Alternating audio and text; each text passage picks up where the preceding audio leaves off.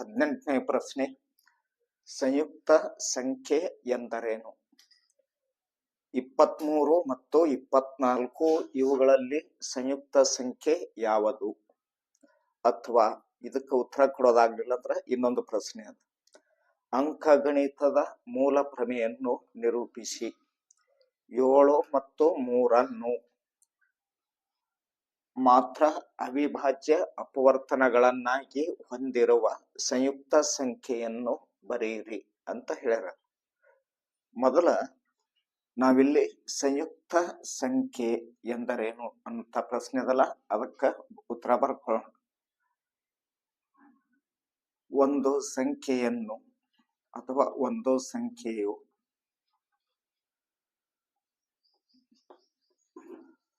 ಒಂದನ್ನು ಹೊರತುಪಡಿಸಿ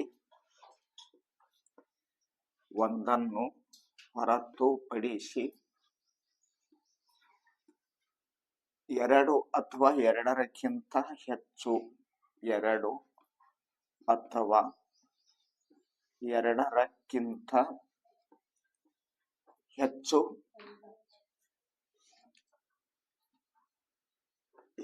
ಅವಿಭಾಜ್ಯ ಅಪವರ್ತನಗಳನ್ನು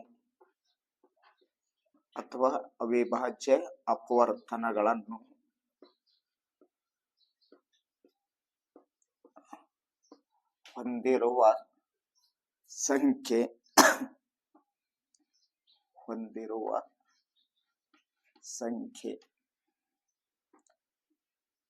ಸಂಯುಕ್ತ ಸಂಖ್ಯೆ ಅಂದ್ರ ಒಂದನ್ನು ಹೊರತುಪಡಿಸಿ ಎರಡು ಅಥವಾ ಎರಡರಕ್ಕಿಂತ ಹೆಚ್ಚು ಏನಿರಬೇಕು, ಅಪವರ್ತನಗಳನ್ನ ಹೊಂದಿರಬೇಕು.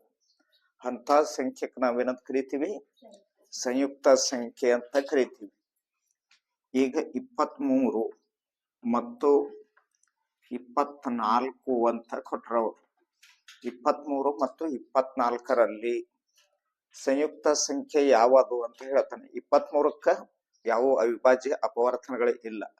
24ಕ್ಕ ಅವಲ್ಲ, 12 24 ಬರುತ್ತೆ, 8 24 ಬರ್ತದ, 6 24 ಬರ್ತದಲ್ಲ.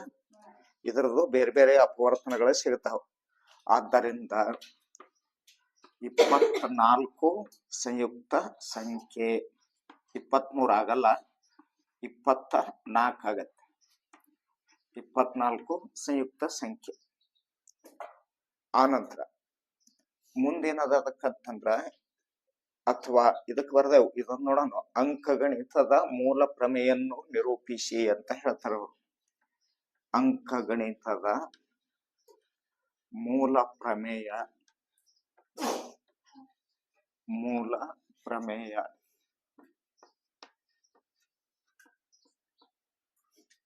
ದತ್ತ ಸಂಖ್ಯೆಯನ್ನು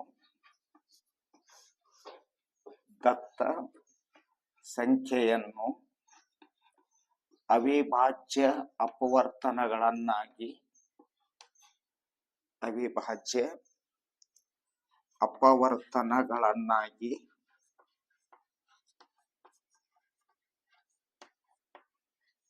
ವಿಭಾಗಿಸುವ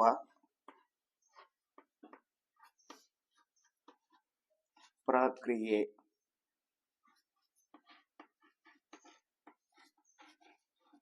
ಅಂದ್ರ ಅಂಕಗಣಿತ ಮೂಲ ಪ್ರಮೇಯ ಅಂದ್ರ ದತ್ತ ಸಂಖ್ಯೆಯನ್ನ ಯಾವ ಸಂಖ್ಯೆಗಳಾಗಿ ಅವಿಭಾಜ್ಯ ಅಪವರ್ತನಗಳಾಗಿ ವಿಭಾಗಿಸ್ತಕ್ಕಂತ ಒಂದು ಪ್ರಕ್ರಿಯೆ ನಾವೇನ್ ಕರಿತೀವಿ? ಅಂಕಗಣಿತದ ಮೂಲ ಪ್ರಮೇಯ ಅಂತ ಕರಿತೀವಿ. 7 ಮತ್ತು 3 ಮಾತ್ರ ಅವಿಭಾಜ್ಯ ಅಪವರ್ತನಗಳನ್ನಾಗಿ ಹೊಂದಿರುವ ಸಂಯುಕ್ತ ಸಂಖ್ಯೆ. 7 ಮತ್ತು 3 ಅವಿಭಾಜ್ಯ ಅಪವರ್ತನಗಳಾಗಿರ್ಬೇಕು. ಅದಕ್ಕ ಅವಿಭಾಜ್ಯ ಅಪವರ್ತನಗಳು ಹೊಂದಿರುವ ಸಂಖ್ಯೆ ಅಂತ ಕೇಳೋಣ. ಹಾಗಾದ್ರ 7 ಅಂತ ತಗೋಬೇಕು, ಇಂಟು 3 ಗುಣಿಸ್ಬೇಕು. 7 3 21. ಆ ಸಂಖ್ಯೆ ಎಷ್ಟಾಗದ? 21 ಸಂಯುಕ್ತ ಸಂಖ್ಯೆ.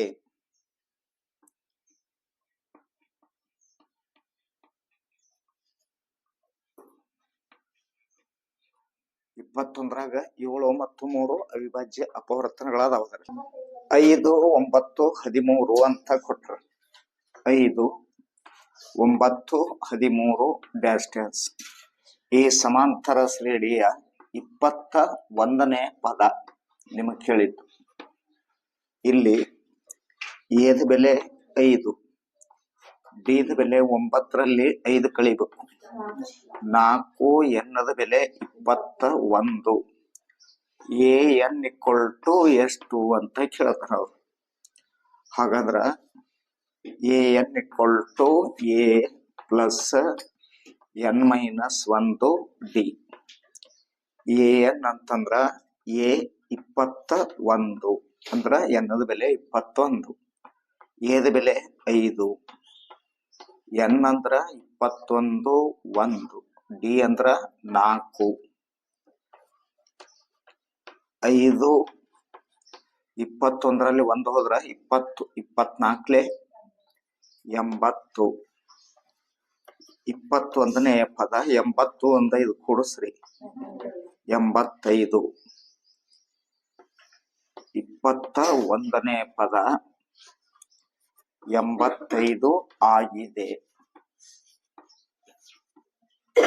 ವರ್ಜಿಸುವ ವಿಧಾನ.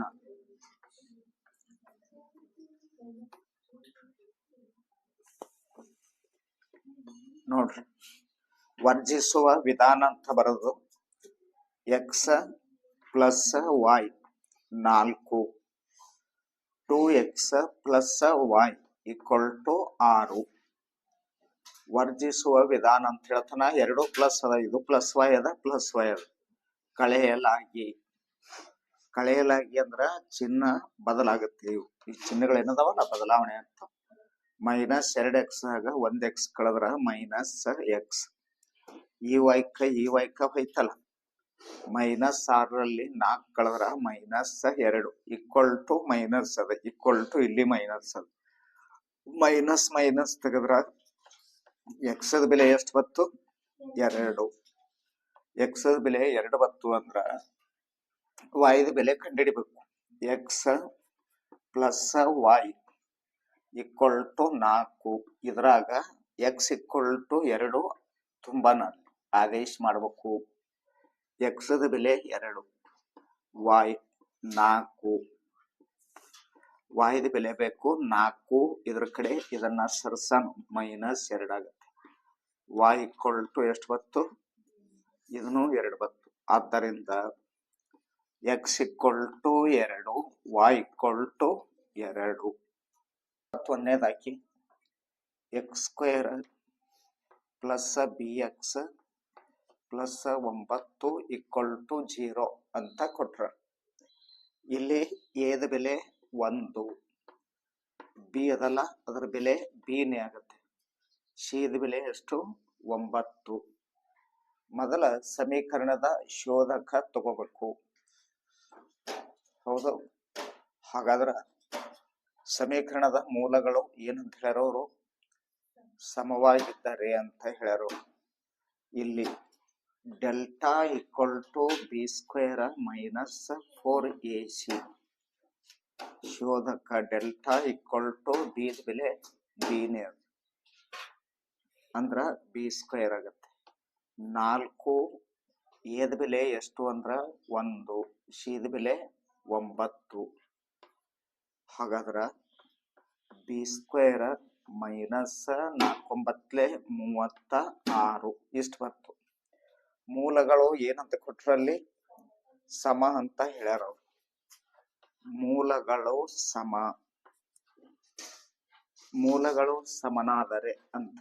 ಮೂಲಗಳು ಸಮನಾದರೆ ಡೆಲ್ಟಾ ಈಕ್ವಲ್ ಟು ಏನಾಗುತ್ತದ? 0 ಆಗಬೇಕು. ಡೆಲ್ಟಾದ ಬೆಲೆ ಎಲ್ಲಿ ಬಂದ ಅಂದ್ರ ಶೋಧಕದ ಬೆಲೆ ಎಷ್ಟಾದಿಲ್ಲ. B square minus 36 equal to 0. ಈ ಬಿ ಸ್ಕ್ವೇರ್ ಇದು ಇಲ್ಲೇ ಇಟ್ಟು 36 ಈಚೆ ಕಡೆ ಸರ್ಸನ್ ಪ್ಲಸ್ 36 ಆಗತ್ತೆ. ಹಾಗಾದ್ರ ಬಿದು ಹೊರಗೆ ತೆಗೆದು 36ಕ್ಕ ತಗೊಳ್ಳೋಣ. ಬಿ ಅಷ್ಟೇ ಬರೋದು ಪ್ಲಸ್ ಆರ್ ಮೈನಸ್ 36. ಬಿದ ಬೆಲೆ ಎಷ್ಟಾಗತ್ತೆ ಅಂದ್ರ ಪ್ಲಸ್ ಆರ್ ಮೈನಸ್ 36 ವರ್ಗಮೂಲ 6 ಆಗತ್ತೆ. ಅಂದ್ರ ಬಿದ ಬೆಲೆ ಪ್ಲಸ್ 6 ಅಥವಾ ಮೈನಸ್ 6 ಅಂತ. ಆದ್ದರಿಂದ ಬಿದ ಬೆಲೆ ಕಂಡುಹಿಡಿದ್ರಲ್ಲ ಸಮೀಕರಣ ಅಂತ ಹೇಳ್ತಾನ.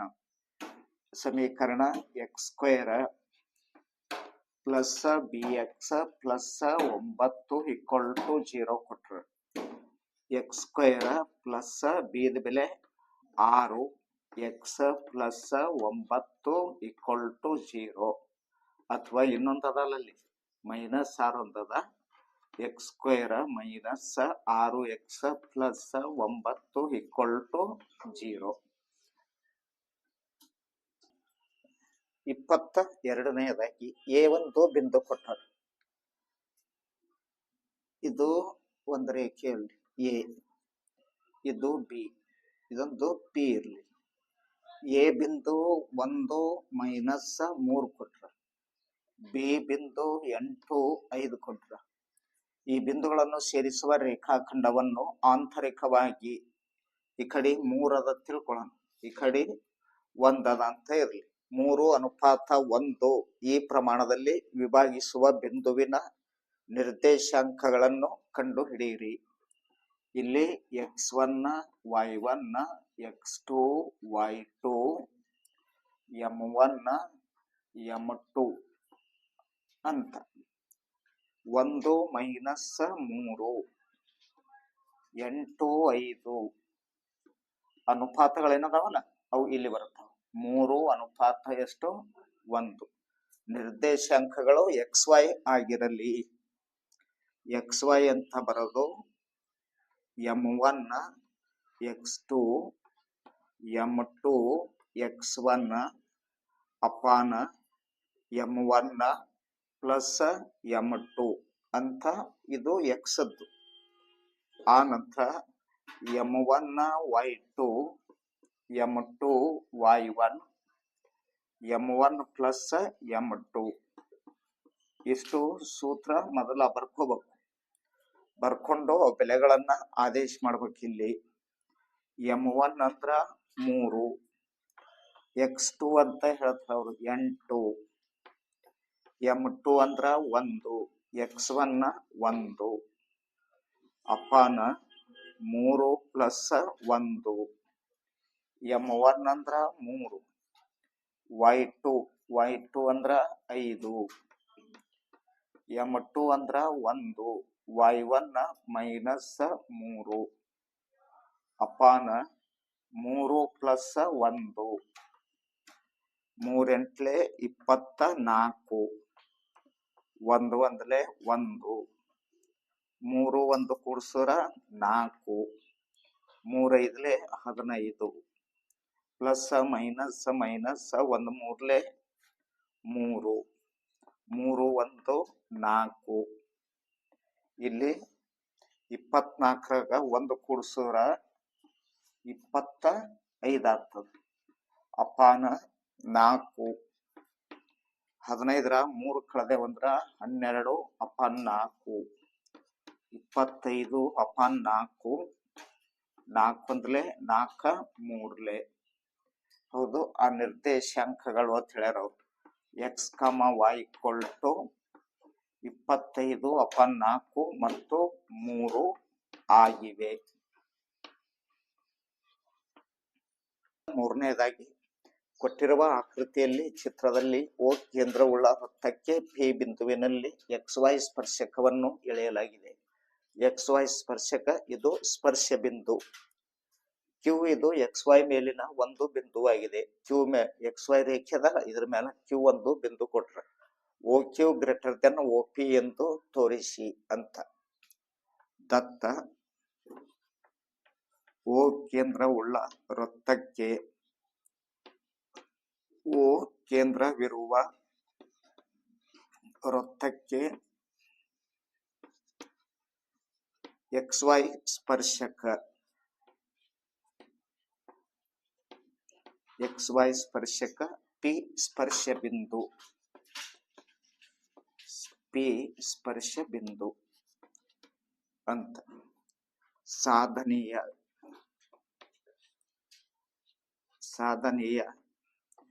OQ ಗ್ರೇಟರ್ ದೆನ್ OP ಅಂತ ಸಾಧಿಸ್ಬೇಕು. ರಚನೆ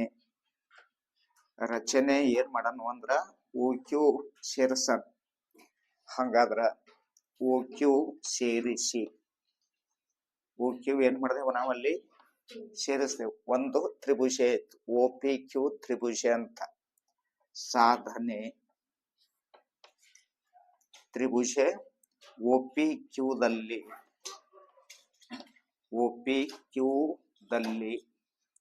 ಕೋನ್ ಪಿ ಈಕ್ವಲ್ ಟು ಎಷ್ಟಾಗುತ್ತೆ 90 ಡಿಗ್ರಿ ಆಗುತ್ತೆ. ಯಾಕಂದ್ರೆ ತ್ರಿಜ್ಯ ಮತ್ತು ಸ್ಪರ್ಶಕ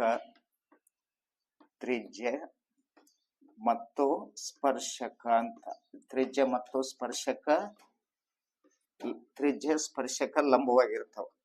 ಆದ್ದರಿಂದ ಓ ಪಿ ಸ್ಪರ್ಶಕಕ್ಕೆ ಅತ್ಯಂತ ಕಡಿಮೆ ದೂರ. ಓ ಪಿ ಯು ಸ್ಪರ್ಶಕಕ್ಕೆ ಕಡಿಮೆ ದೂರ. ಸ್ಪರ್ಶಕ XY ಗೆ ಕಡಿಮೆ ದೂರ. ಆದ್ದರಿಂದ ಓ ಕ್ಯೂ ಏನಾಗುತ್ತೆ ದೂರ ಆಗುತ್ತೆ ಬಹಳ. ಓ ಕ್ಯೂ ಗ್ರೇಟರ್ ದೆನ್ ಏನು ಓ ಪಿ ಅಂತ. 24ರಲ್ಲಿ 3.5 ಸೆಂಟಿಮೀಟರ್ ತ್ರಿಜ್ಯವನ್ನು ಹೊಂದಿರುವ ಒಂದು ಶಂಕುವನ್ನು ಅಷ್ಟೇ ತ್ರಿಜ್ಯವನ್ನು ಹೊಂದಿರುವ ಒಂದು ಅರ್ಧಗೋಳದ ಮೇಲೆ ಜೋಡಿಸಿ ಒಂದು ಆಟಿಕೆಯನ್ನು ತಯಾರಿಸಲಾಗಿದೆ. 3.5 ಸೆಂಟಿಮೀಟರ್ ತ್ರಿಜ್ಯ ಇದು ಶಂಕು. ಇದನ್ನ ಅರ್ಧಗೋಳ ಅಂದ್ರ ಇಲ್ಲದಲ್ಲ. ಇವಾಗ ಇದು ಅರ್ಧಗೋಳ. ಇದು ಈ ಅರ್ಧಗೋಳದ ಮೇಲಿಟ್ಟು ಒಂದು ಆಟಿಕೆಯನ್ನ ತಯಾರು ಮಾಡ್ಯಾರ.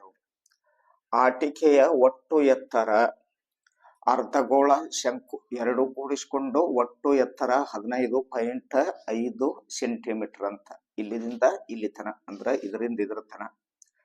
ಆಟಿಕೆಯ ಪೂರ್ಣ ಮೇಲ್ಮೈ ವಿಸ್ತೀರ್ಣ ಕಂಡು ಹಿಡಿಯಿರಿ ಅಂತ ಕೇಳ್ಯಾರ. ಹೌದು. ಹಾಗಾದ್ರ ಶಂಕು ಅಂತ ತಗೊಂಡ್ರ ಅದರದ್ದು ತ್ರಿಜ್ಯ 3.5 ಸೆಂಟಿಮೀಟರ್ ಶಂಕು. ಇನ್ನ ಶಂಕುವಿನ ಎತ್ತರ ಬೇಕು. ಎತ್ತರ ಒಟ್ಟು 15.5 ಸೆಂಟಿಮೀಟರ್ ಒಟ್ಟು ಎತ್ತರ. ಅದ್ರಾಗ ಇಲ್ಲಿದಿಂದ ಇಲ್ಲಿ 3.5, ಇಲ್ಲಿದಿಂದ ಇಲ್ಲಿ 3.5, ಇದರಿಂದ ಇದಕ್ಕೆ 3.5. 15.5ರಾಗ 3.5 ಏನ್ ಮಾಡ್ಬೇಕು ಕಳಿಬೇಕು. ಇಲ್ಲಿದಿಂದ ಇಲ್ಲಿ ತನ ಅರ್ಧಗೋಳ ಆಗತ್ತೆ. 3.5 5ರಾಗ 5 ಹೋದ್ರ 0 ಬರುತ್ತೆ. 15ರಾಗ 3 ಹೋದ್ರ 12 ಆತ. ಅಂದ್ರ ಶಂಕುವಿನ ಎತ್ತರ ಎಷ್ಟಾಗತ್ತೆ 12 ಸೆಂಟಿಮೀಟರ್. ಇನ್ನ ಅರ್ಧಗೋಳ ಅಂತ ತೆಗೆದುಕೊಂಡಾಗ ಅದರದ್ದು ತ್ರಿಜ್ಯ ಅರ್ಧಗೋಳ ಅಂದ್ರ ಇದರದು 3.5 ಸೆಂಟಿಮೀಟರ್. ಒಟ್ಟು ಮೇಲ್ಮೈ ವಿಸ್ತೀರ್ಣ ಅಂತ ಹೇಳ್ತಾರೆ. ಈ ಆಟಿಕೆಯ ಒಟ್ಟು ಮೇಲ್ಮೈ ವಿಸ್ತೀರ್ಣ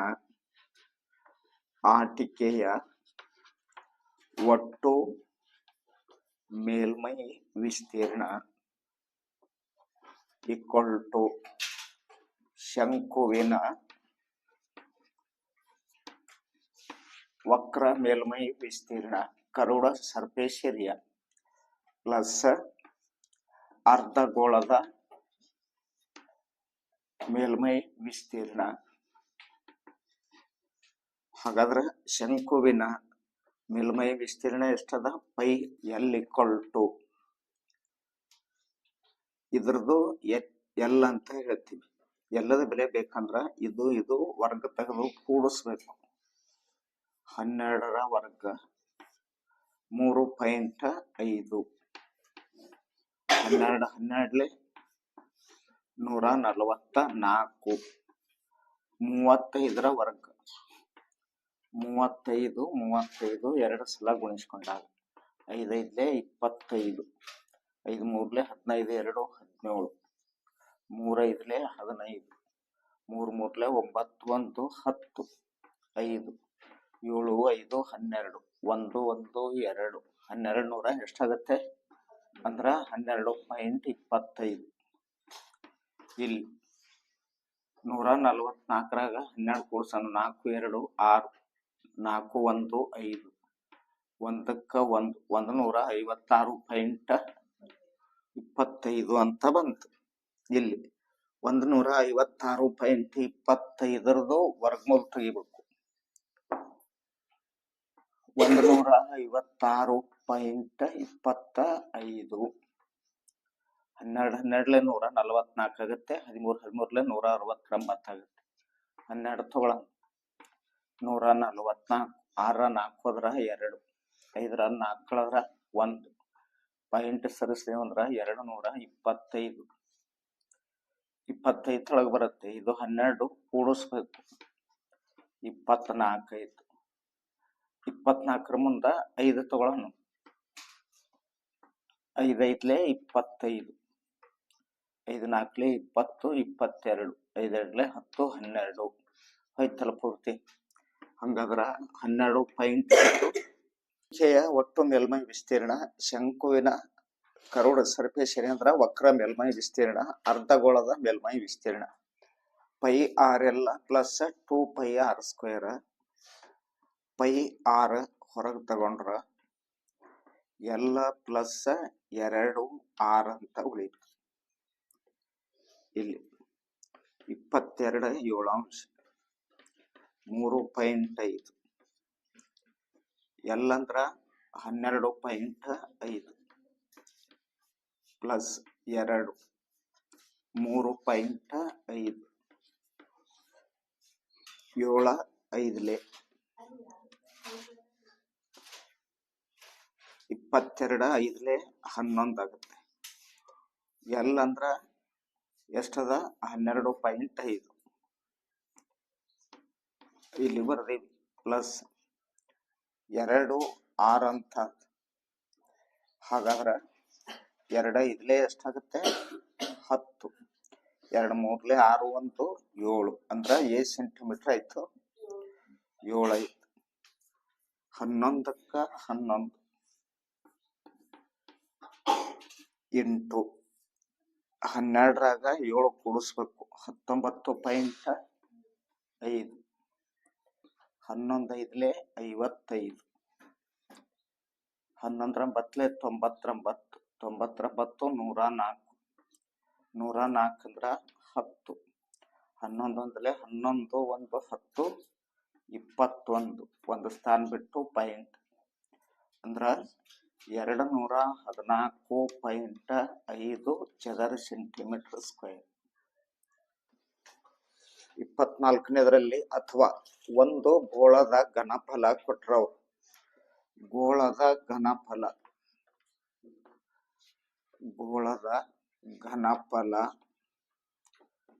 ಈಕ್ವಲ್ ಟು ಎಷ್ಟು ಕೊಟ್ರು ಅಂದ್ರ 539/3 ಸೆಂಟಿಮೀಟರ್ ಕ್ಯೂಬ್ ಅಂತ ಕೊಟ್ರು. ಹಾಗಾದರೆ ಅದರ ಮೇಲ್ಮೈ ವಿಸ್ತೀರ್ಣ ಕಂಡು ಹಿಡಿಯಿರಿ.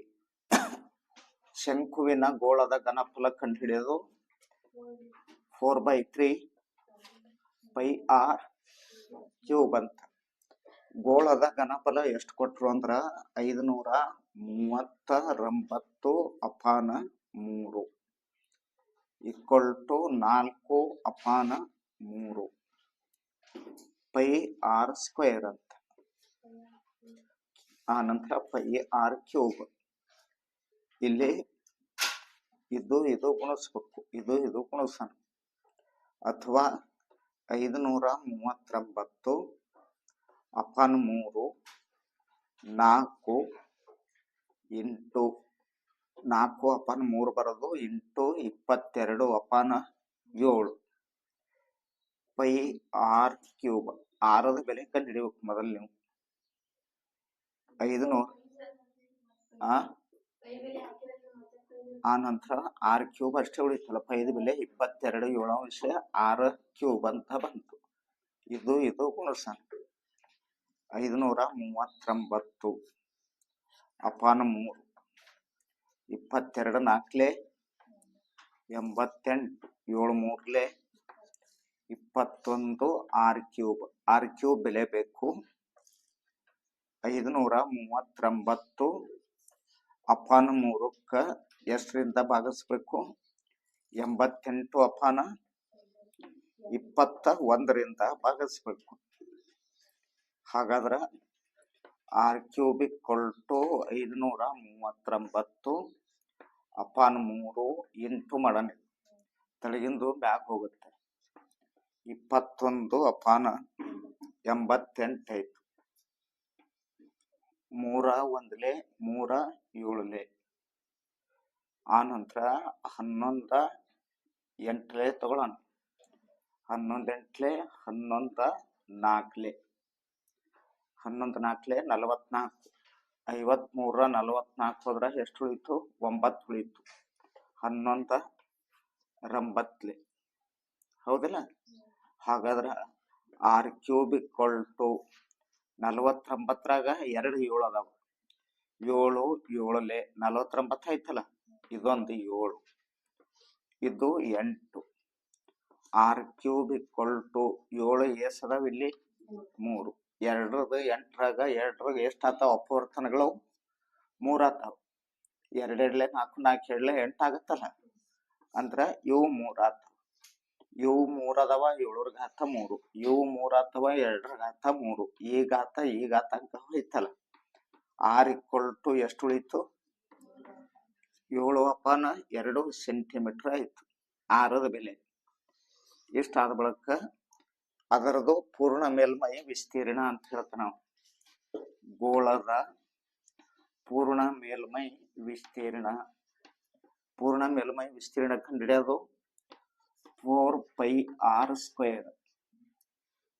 4 22 ತ್ರಿಜ್ಯ ಎಷ್ಟದ?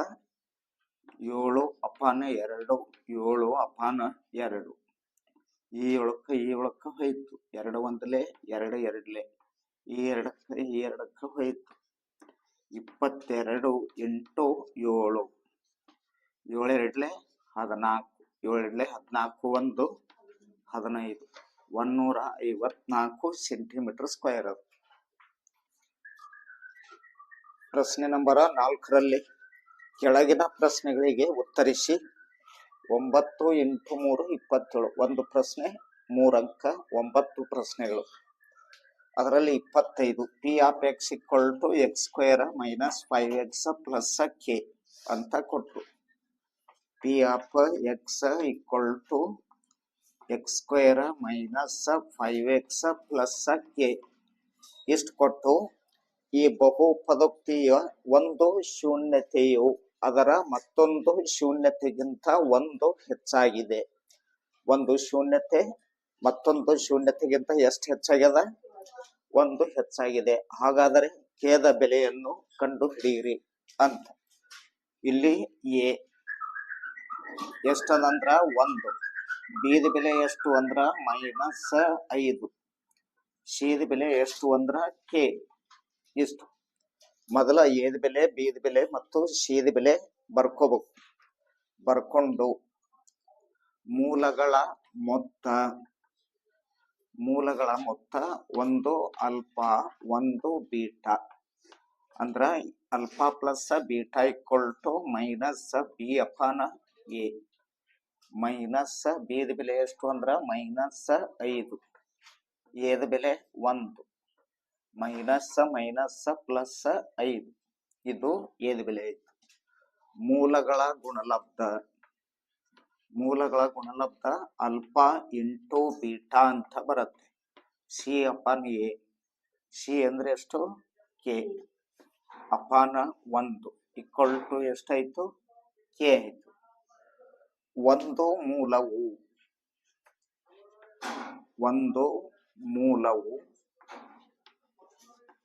ಇನ್ನೊಂದಕ್ಕಿಂತ ಎಷ್ಟು ಹೆಚ್ಚಾಗ್ಯದ? 1 ಹೆಚ್ಚಾಗಿದೆ ಅಂತ. ಹಾಗಾದ್ರ ಆಲ್ಫಾ ಈಕ್ವಲ್ ಟು ಆಲ್ಫಾ ಇರಲಿ ಒಂದು ಮೂಲ, ಅದರಷ್ಟೇ. ಇನ್ನೊಂದು ಮೂಲ b equal to alpha beta. Alpha plus ಎಷ್ಟು ಅಂದಂಗಾಯ್ತು? 1 ಹೌದಾ? ಹಾಗಾದ್ರ ಇಲ್ಲಿ ಆಲ್ಫಾ ಇಂಟು ಬೀಟಾ ತೆಗೆದುಕೊಂಡಾಗ ಅಥವಾ ಆಲ್ಫಾ ಪ್ಲಸ್ ಬೀಟಾದ ಬೆಲೆ ಎಷ್ಟು? ಅಲ್ಫಾ ಪ್ಲಸ್ ಒಂದದಲ್ಲ ಇಲ್ಲಿ ಬೀಟಾದಿಲ್ಲ, ಬೀಟಾದ ಬೆಲೆ ಎಷ್ಟದ ಇಲ್ಲಿ? ಅಲ್ಫಾ ಪ್ಲಸ್ 1 ಈಕ್ವಲ್ ಟು ಎಷ್ಟದ ಅದಕ್ಕ 5.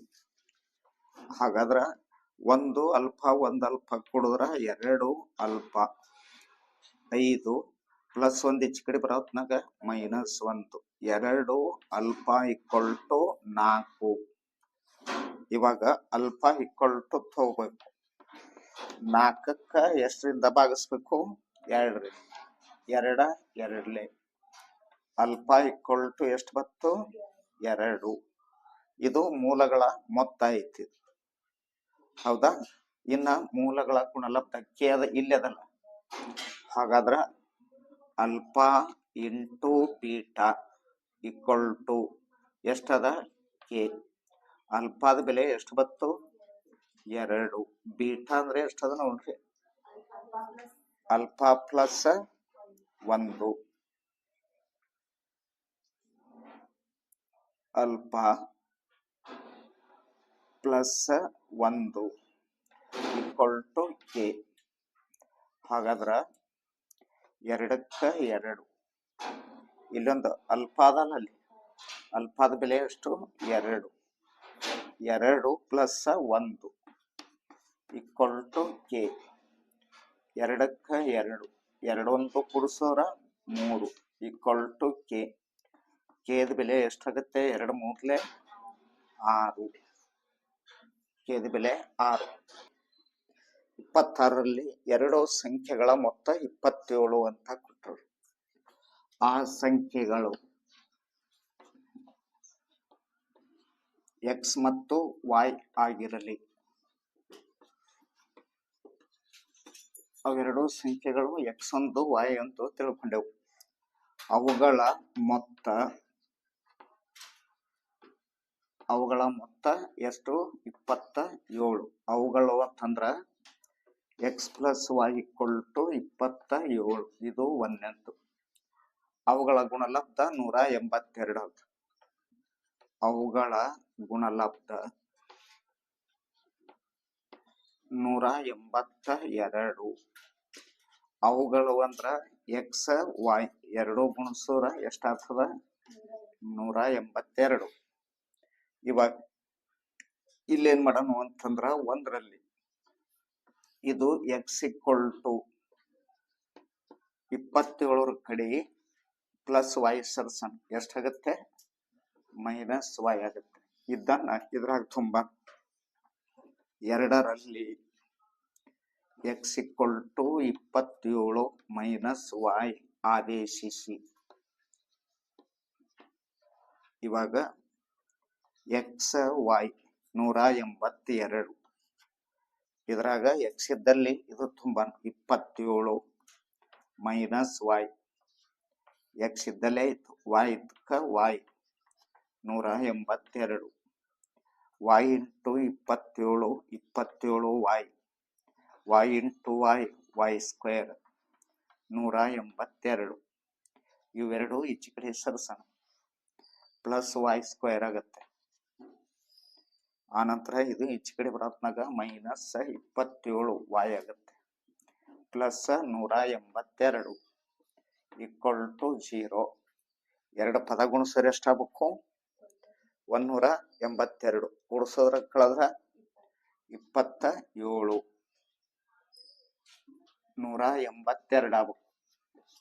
2 ಕೂಡಿಸೋದ್ರ ಕಳೆದ್ರ ಕೂಡಿಸೋದ್ರ ಕಳೆದ್ರ -27. 15 4 ಮತ್ತು 13 14 13 182 -14 -13 -27.